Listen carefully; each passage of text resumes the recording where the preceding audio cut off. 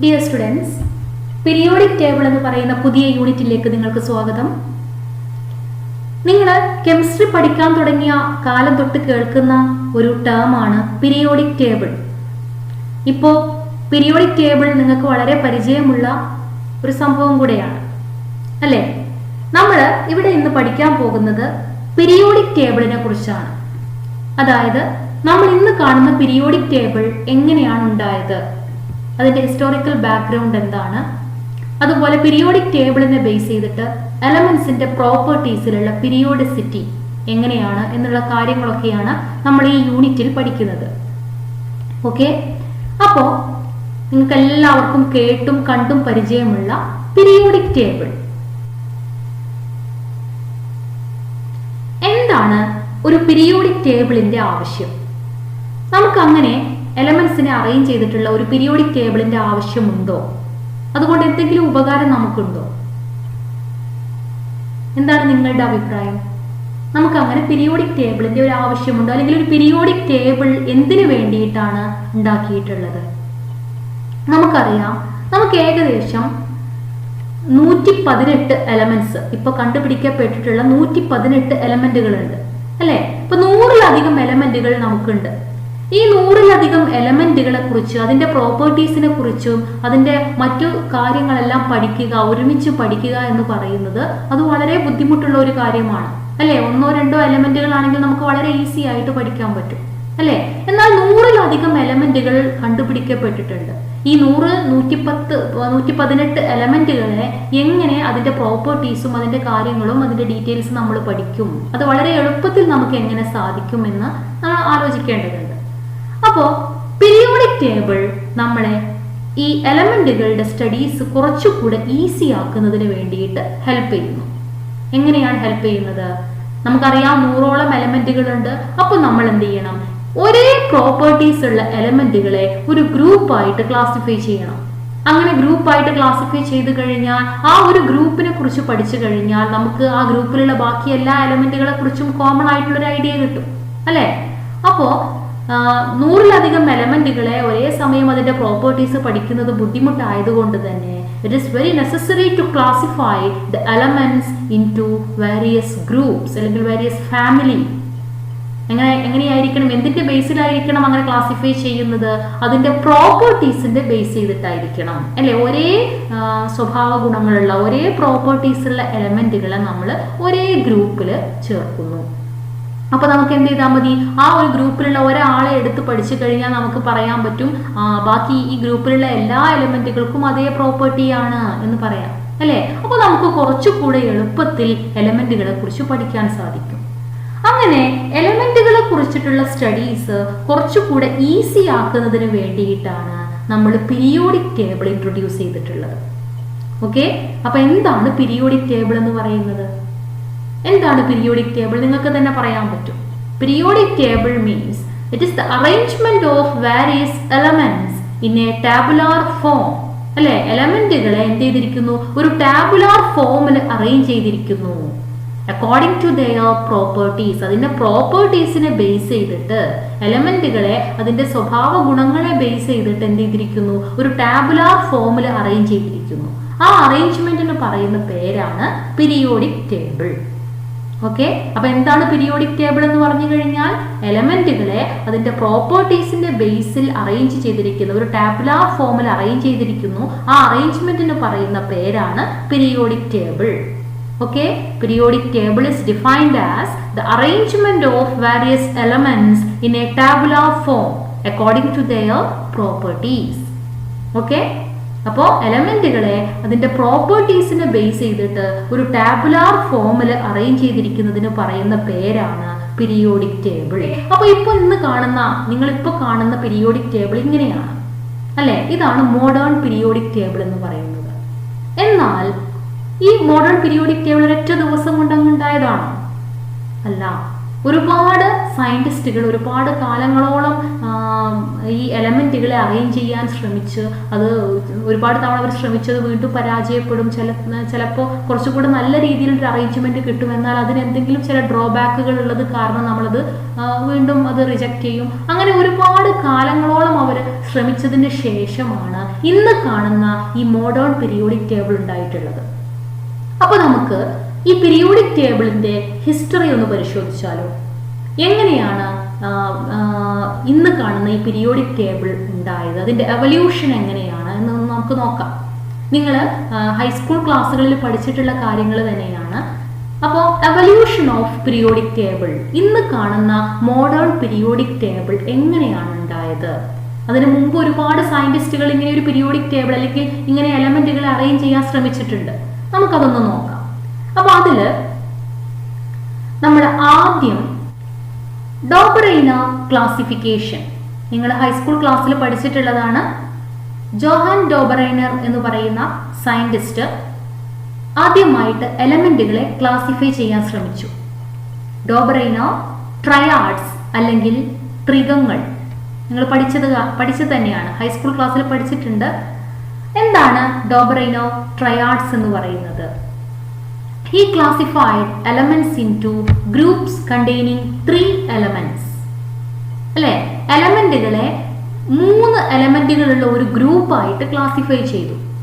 ഡോബറൈന 3 എലമെന്റുകളുള്ള ഓരോ ഗ്രൂപ്പുകളായിട്ട് ക്ലാസിഫൈ ചെയ്തു.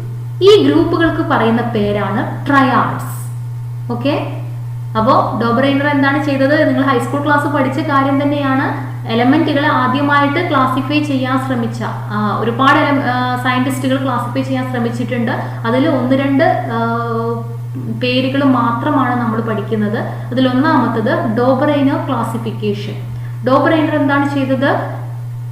എലമെന്റുകളെ 3 എലമെന്റുകളുള്ള ഒരു ഗ്രൂപ്പായിട്ട് ക്ലാസിഫൈ ചെയ്തു. ഈ ഗ്രൂപ്പിന് പറയുന്ന പേരാണ് ട്രയാഡ്സ്. വെറുതെ 3 എലമെന്റുകളെ ക്ലാസിഫൈ ചെയ്യല്ല ചെയ്തത്, അതിനൊരു പ്രത്യേകതയുണ്ട്. എന്താണ്? അതിൽ atomic mass of the middle element is approximately the average of the other 2. 3 എലമെന്റുകളിൽ നടുവിലുള്ള എലമെന്റിന്റെ അറ്റോമിക് മാസ് എന്ന് പറയുന്നത് മറ്റ് 2 എലമെന്റുകളുടെ അറ്റോമിക് മാസിന്റെ ആവറേജ് ആണ്. അങ്ങനെയാണ് ക്ലാസിഫൈ ചെയ്തിട്ടുള്ളത്.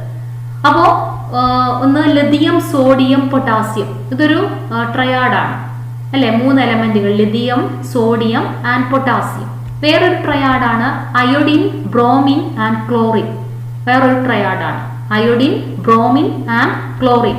അതുപോലെ കാൽഷ്യം, സ്ട്രോൺഷ്യം ആൻഡ് ബേരിയം. അപ്പം എങ്ങനെയാണ് ട്രയാഡ്സ് ആയിട്ട് അല്ലെങ്കിൽ ഗ്രൂപ്പായിട്ട് അറേഞ്ച് ചെയ്തിട്ടുള്ളത്?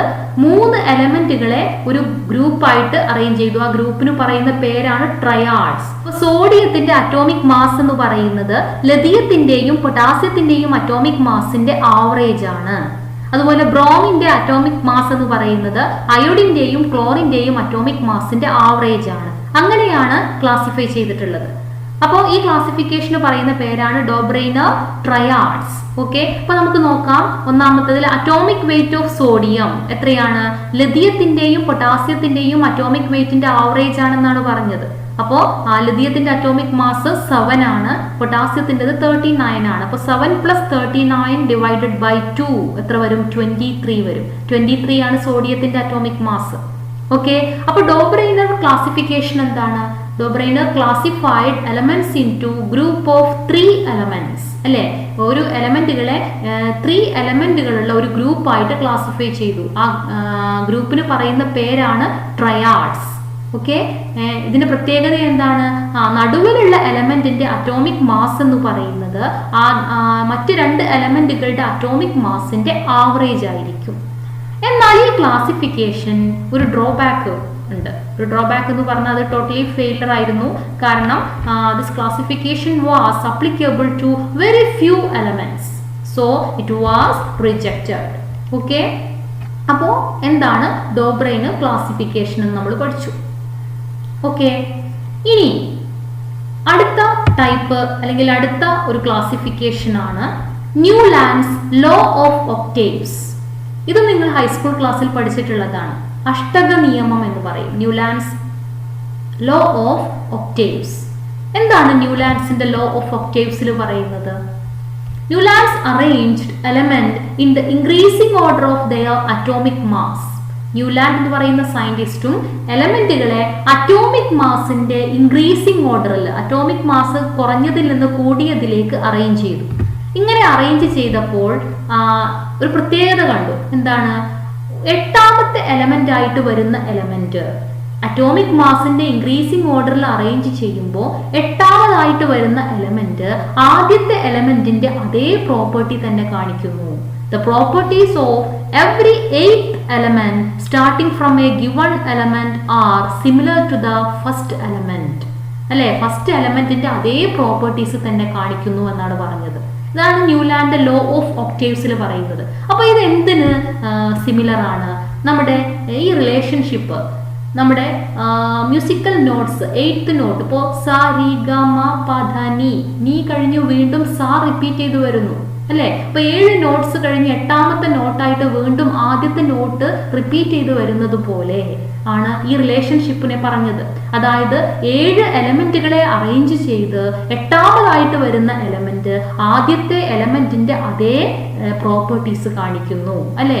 മ്യൂസിക്കില് 7 നോട്ട്സ് കഴിഞ്ഞാൽ സ രി ഗ മ പ ധ നീ കഴിഞ്ഞു വീണ്ടും ആദ്യത്തെ സ റിപ്പീറ്റ് ചെയ്ത് വരുന്നു അല്ലെ. അതുപോലെ എലമെന്റുകളെ അറ്റോമിക് മാസിന്റെ ഇൻക്രീസിംഗ് ഓർഡറിൽ അറേഞ്ച് ചെയ്ത് കഴിഞ്ഞാൽ 7 എലമെന്റുകൾ കഴിഞ്ഞ് 8ാമതായിട്ട് വരുന്ന എലമെന്റ് ആദ്യത്തെ എലമെന്റിന്റെ അതേ പ്രോപ്പർട്ടീസ് കാണിക്കുന്നു എന്നാണ് ന്യൂലാൻഡിന്റെ ലോ ഓഫ് ഒക്ടേവ്സ് പറയുന്നത്.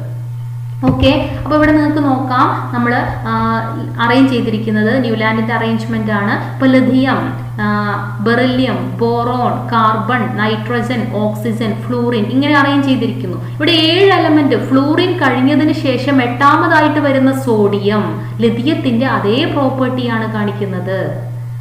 ഇനി magnesium, aluminium, silicon, phosphorus, sulphur, chlorine ഇങ്ങനെ അറേഞ്ച് ചെയ്ത് ക്ലോറിൻ കഴിഞ്ഞ് വരുന്ന പൊട്ടാസ്യം സോഡിയത്തിന്റെ അതേ പ്രോപ്പർട്ടിയാണ് കാണിക്കുന്നത്. അപ്പൊ ന്യൂലാൻഡ് അറ്റോമിക് മാസിന്റെ ഇൻക്രീസിംഗ് ഓർഡറിൽ എലമെന്റുകളെ അറേഞ്ച് ചെയ്തപ്പോൾ എന്താണ് കണ്ടത്? ഓരോ 8th എലമെന്റ് ആയിട്ട് വരുന്ന എലമെന്റും 7 എലമെന്റുകൾ കഴിഞ്ഞ് 8ാമതായിട്ട് വരുന്ന എലമെന്റ് ഫസ്റ്റ് എലമെന്റിന്റെ അതേ പ്രോപ്പർട്ടീസ് കാണിക്കുന്നതായിട്ട് കണ്ടു അല്ലെ. നമ്മുടെ മ്യൂസിക്കിലെ 8th നോട്ട് പോലെ, 8th നോട്ട് റിപ്പീറ്റ് ചെയ്ത് വരുന്നത് പോലെ ആണ് ഇതിനെ കാണിച്ചിരിക്കുന്നത്. അതുകൊണ്ട് ഇതിനെ ന്യൂലാൻഡ്സ് ലോ ഓഫ് ഒക്ടേവ്സ് എന്ന് വിളിക്കുന്നു. പക്ഷേ എന്താണ് ഇതിലുള്ള പ്രശ്നം എന്ന് വെച്ച് കഴിഞ്ഞാൽ കാൽഷ്യത്തിന് ശേഷമുള്ള എലമെന്റുകൾ ഇങ്ങനെ ഒരു റിസംബ്ലൻസ് കാണിക്കുന്നതായിട്ട് കണ്ടില്ല അല്ലേ. ഓക്കെ, അപ്പൊ എന്താണ് പറയുന്നത്? But the law of octaves was applicable to elements up to calcium. Calcium വരെയുള്ള എലമെന്റുകൾക്ക് മാത്രമേ ഈ രീതിയിലുള്ള ഒരു സിമിലാരിറ്റി കാണിക്കാൻ കഴിയുന്നുള്ളൂ. ഇവിടെ നിന്ന് അങ്ങോട്ട് ഈ സിമിലാരിറ്റി കാണുന്നില്ല. അതുകൊണ്ട് തന്നെ നമുക്ക് ഈ ക്ലാസിഫിക്കേഷൻ അക്സെപ്റ്റ് ചെയ്യാൻ പറ്റില്ല. ഓക്കെ, അപ്പൊ നമ്മൾ 2ാമത്തെ ക്ലാസിഫിക്കേഷൻ ആയിട്ട് പഠിച്ചത് ന്യൂലാൻഡ്സ് ലോ ഓഫ് ഒക്ടേവ്സ് ആണ്. അപ്പൊ ഇന്ന് എന്തൊക്കെയാണ് നമ്മൾ പഠിച്ചത്? എന്താണ് പീരിയോഡിക് ടേബിൾ, എന്തിനു വേണ്ടിയിട്ടാണ് അല്ലെ, എന്തിനു വേണ്ടിയിട്ടാണ് ഇങ്ങനെ എലമെന്റുകളെ അറേഞ്ച് ചെയ്യുന്നത്, എന്താണ് പീരിയോഡിക് ടേബിൾ എന്ന് പഠിച്ചു. നമ്മൾ ഇന്ന് കാണുന്ന പീരിയോഡിക് ടേബിൾ എങ്ങനെ ഉണ്ടായതാണ് എന്നതിനെ കുറിച്ചാണ് നമ്മൾ പഠിച്ചുകൊണ്ടിരിക്കുന്നത്. മുഴുവനായിട്ടില്ല അല്ലെ. പീരിയോഡിക് ടേബിളിന്റെ ഒരു എവല്യൂഷൻ ആണ് നമ്മൾ പഠിച്ചുകൊണ്ടിരിക്കുന്നത്. അപ്പൊ അതിൽ നമ്മൾ 2 ടൈപ്പ് ക്ലാസിഫിക്കേഷൻ, 2 ആളുടെ ക്ലാസിഫിക്കേഷൻസ് പഠിച്ചു. ഒന്ന് ഡോബറൈനർ ട്രയാഡ്സ്, ജോഹാൻ ഡോബറൈനർ എങ്ങനെയാണ് എലമെന്റുകളെ ക്ലാസിഫൈ ചെയ്തിരിക്കുന്നത് എന്ന് പഠിച്ചു. പക്ഷെ അതിന് ചില ഡ്രോബാക്സ് ഉള്ളത് കൊണ്ട് നമ്മൾ അതിനെ റിജക്ട് ചെയ്തു. വീണ്ടും നമ്മൾ വേറൊരു type classification Newlands law of octaves പഠിച്ചു അല്ലെ. എന്നാൽ അതും ചില എലമെന്റുകൾക്ക് മാത്രമേ നമുക്ക് അപ്ലൈ ചെയ്യാൻ പറ്റുന്നുള്ളൂ എന്നുള്ളത് കൊണ്ട് നമുക്ക് അതും റിജക്ട് ചെയ്യേണ്ടി വന്നു. ഇനി നമ്മൾ പുതിയ ഒരു ക്ലാസിഫിക്കേഷൻ ആണ് പഠിക്കാൻ പോകുന്നത്, മെന്റലീവ്സിന്റെ ക്ലാസിഫിക്കേഷൻ.